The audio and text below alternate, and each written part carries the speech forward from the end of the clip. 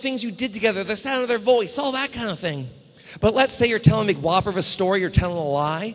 Generally, your eyes go up to the left as you try to create something new. Some people look forward and up when they remember sensations like when it felt like to be cold or scared. They touch their face when they're nervous. They cross their arms, feeling defensive. We give away a lot of signs without even realizing it. For example, look the way she's got the book like that. A perfect example. Just like that. See that she's staying very straight. Her legs were not going to take too much into at the very moment, but her hands aren't down like this. Some people hold them at their side, behind their back, up, down, all over the place. She's got it like that, but you can also see her fingers kind of making a point. I'm going to guess this is a very distinct letter. Is there a V in your word? Yeah. Okay, now that could be a coincidence because a lot of words with V in it, so we'll keep going. Picture the first letter of your word. Picture the first letter big and bold. Picture it big and bold. Perfect. Did you see it? She went like this. That lip came up. Just enough to let us know that the first letter is an R. Is the first letter an R? Yeah. Okay, good. Now, some of these psychics, they tell us that each one of our minds are connected. Like there's a strand from you and you and you and you. Like we're all connected with these little invisible strands that if I have just the right tools, I can reach at my strand, reach around and pluck that out of your mind or yours or yours. I don't buy that. But let's see what that would look like. Put that word up there all the way across. Let your eyes gaze across every single letter going on there. The L. Good. You stopped at L for some reason, but keep going. Yeah, keep going. I know. Keep going, though. Keep going. Let's start from the beginning, okay? There's an R. Go to the second letter. That's an E. Fantastic. Good. Go right there. That's the L. Good. Keep going. Next one. There's the I. Fantastic. There's an E. There's that V. And last letter is an E. What is that? Relieve? Let's give her a big hand. She did a fantastic job. You did great. Here, I'll take that back. You can have a seat. Let's give our volunteer a big hand. You have a very clear mind. And you are doing great. I'm going to come right back to you. Now, some of you have heard, okay, we've got this motivational speaker coming up, but what the heck does this have to do with motivation?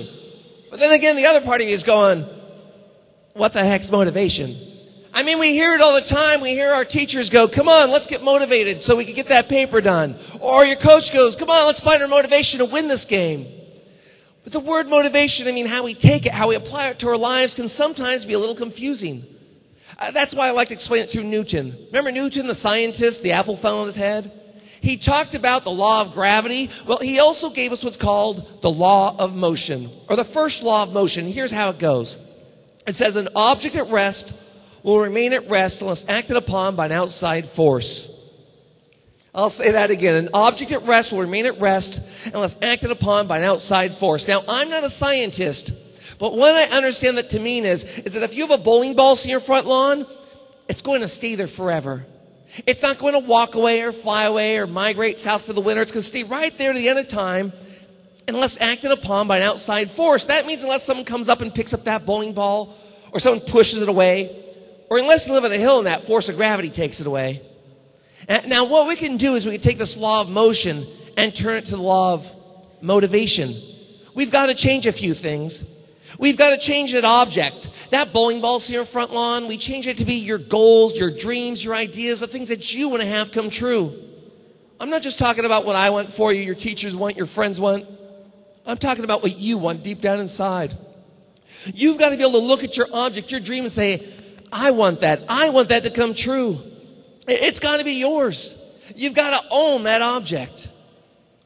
Now, so far, the law of motivation says your goals and dreams will remain at rest unless acted upon by an outside force. Now, the next part we change is the force, because the force isn't so outside, the force is you. Because not only do you have to believe in your object, your goal, your dream, but you also have to realize you're the only one that can move it. Because no one can move your dream for you. No one can make the things that you want to have come true in your life come true except for you. These can be anything. It can be the type of person you want to be, the job you want to have, the type of chapter of this organization that you want to have on your campus, the grades you want to have, the college you want to get into, the places you want to travel to. You've got to believe in it. You've got to realize it's yours. Because no one can move that object for you, because usually most people are trying to move their own objects. They're too busy trying to do their own thing.